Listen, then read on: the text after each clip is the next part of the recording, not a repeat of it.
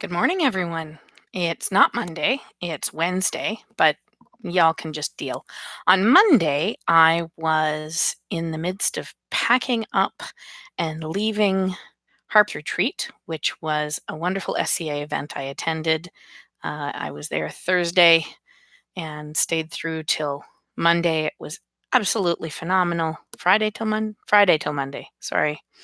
I haven't quite recovered from it. You don't I should say I don't sleep a lot at events, but I did this time because I ended up sleeping really well. But anyway, it was a very busy weekend, and I have lots of things to tell people, and I will.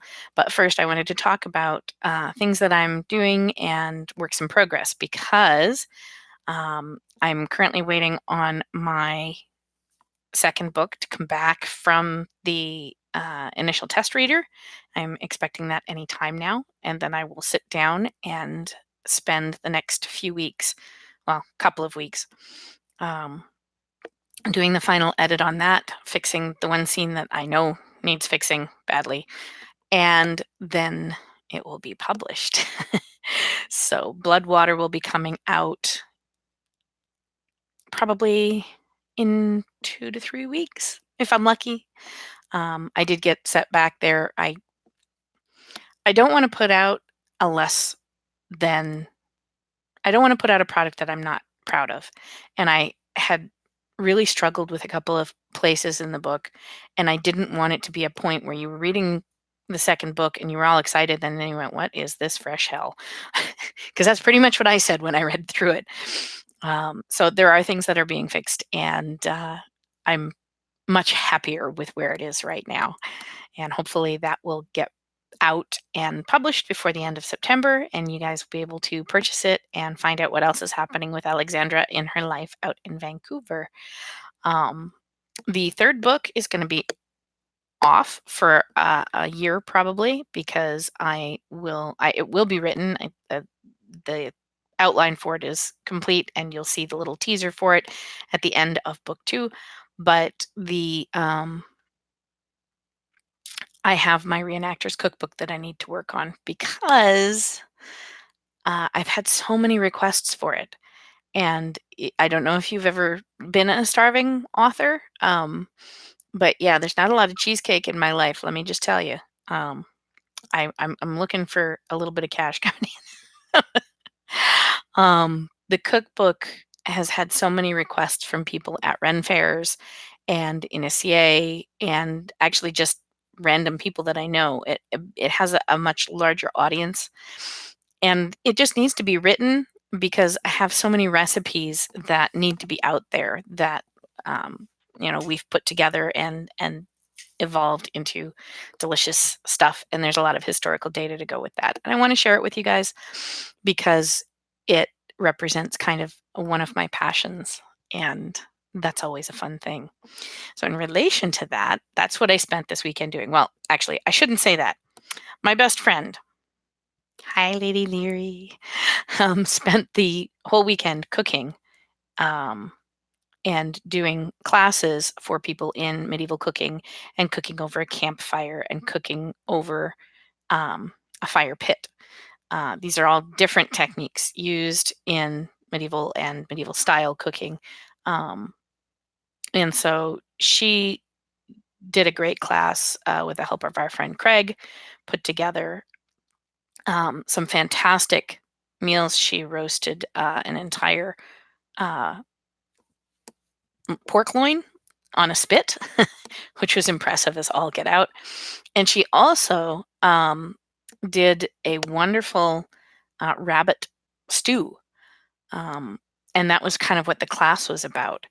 So some of these recipes, her steak and ale pie, and probably the rabbit stew, will end up in the cookbook, which will be hopefully available sometime not too far in the future. I'm thinking spring if I'm really lucky.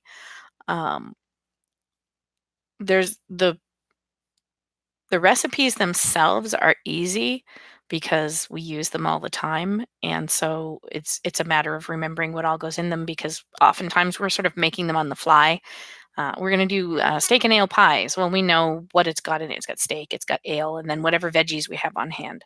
And you can't say that in a cookbook. You have to actually, say, well, you should put in one turnip and a beet and dice them up and put in onion. And so we have to kind of codify that. But also, this is not your average cookbook.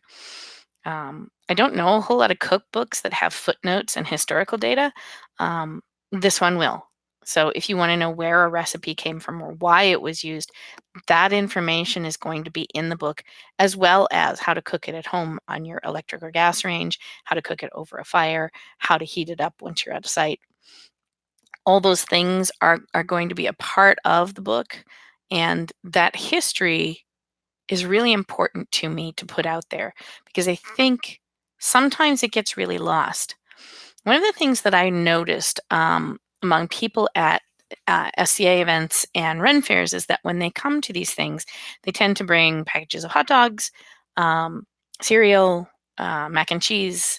They're really easy things to cook, sort of. But when you eat those for a whole weekend, or like this was a 4-day weekend, when you eat that for 4 days, your body's just full of junk and it doesn't like it. So you go home and you're exhausted, you're overtired, your um, system isn't working the way it should, and it's uncomfortable. I've had a lot of people tell me that when we started cooking at Ren fairs, especially, and they started eating our food as opposed to eating fair food and the junk that's often served, they started having a lot more energy and feeling a lot better. And that's because what we're making is all whole food. Um, it's the stuff they would have had available in the Middle Ages. Now, some of it is in packages, I'll admit. When I'm doing something that has minced ginger in it, I buy little tubes of ginger because standing and grating fresh ginger really just isn't of interest to me. So I buy it pre-done. But I mean, when we use carrots, we're buying carrots and then we skin them and cut them up and use them. When we're using beets, we're not using a can of beets, we're using actual beets. Um, Even when it comes to beans and things like that, a lot of times I will buy the dry beans, and I will soak them and then boil them so that they're ready to be used rather than buying a can of beans because first off, it's more authentic, and second off, it gives me something to show people so that they can see what it is we're doing. And third, I think the more involved you are with your food, the better it is for you. So all of that stuff is going to be in the cookbook, and there may be some black and white photos, depending on the quality of photos I get of food over the next little while. Um, Leary and I are currently in the process of planning out a possible feast for next year at an event that we're going to. So we're looking at a bunch of really awesome recipes for pork loin or pork ribs, for stuffed chicken, and for some vegetarian versions of the meat meals. We got feedback from some of our vegetarian and vegan friends this weekend about our menu. Now, we didn't have matching things at our menu, so like everybody else had pork loin with lingonberries. And for the vegetarians, I made a vegetable pie with lentils. So they're not matching, but they were full entrees. And what I hear from our vegetarian and vegan friends is that a lot of time they kind of get the sides at feasts and it can be off-putting, and that's not something that we want to do to people who come to our campsite or our feasts or our parties. We want everyone to feel like they had a wonderful, delicious, yummy meal, and so we go out of our way to cook really nice entrees, for everybody involved. So, um, a lot of the recipes that are in the cookbook are inherently gluten-free because they just don't have any pastry or bread in them. Pastry and bread can sometimes be on the side, um, but the fillings and things are all the same. So whether you wrap something in a gluten-free crust or a regular crust, or even serve it just over rice instead of in a crust at all, doesn't really matter. And so you can do that. And the other thing that we're doing is looking at, okay, so if we're doing pork loin done with, apples and cabbage and lingonberries, then we can take that idea and tweak it to have a vegetarian entree, not a side, but an entree that caters to those who choose not to eat meat. And so we'll do, say, a romaine lettuce leaf that's stuffed with barley and the lingonberries and apples and cabbage with a sprinkler of red lentils, for instance. So you get the same kind of look. The flavors are the same. You're just missing the meat protein and you've added in a vegetable protein. Um, and again, like we're equating pork with dusky red lentils because it has that kind of richness to the flavor. If I was looking for something light and chicken, I think I might switch in chickpeas because they have that lighter flavor. Um, and so, I mean, we're playing around with different ideas and trying to cater to a variety of allergies and food choices out there because it's food, people. Everybody should be able to eat it, enjoy it, love it, and that's food is love, okay? If you come to our campsite and with any allergy and you walk away hungry, it's your own fault. We are not responsible for this. Period. So that was my weekend. I had intended to get some video, and honestly, I was just kind of running and running all weekend. I did not even think to do video. I was supposed to be in on teaching the cooking class, and I did not actually do that. I flitted in and out while I was doing other things, and I just didn't really do a whole lot of teaching. But Leary, oh, just knocked it out of the park, and Craig was helping her, and he's got the history aspect down pat. So between the two of them, they had an entire crowd, and what was supposed to be an hour to an hour and a half class, some of those people stayed for 3 or 4 hours, and many of them came back later to eat food with us. It was phenomenal, and it was exciting. It turns out we had pretty much about 100 people pass through our kitchen on the Sunday night and eat food with us and then do Bardic. And again, that's what we live for, feeding people and encouraging community and encouraging disparate types of people coming together and working together and eating together. Because I'm sorry, but food is the great uniter. Um, you know, everybody puts away their politics for a few minutes when you're stuffing your face with good food, and that's how it should be.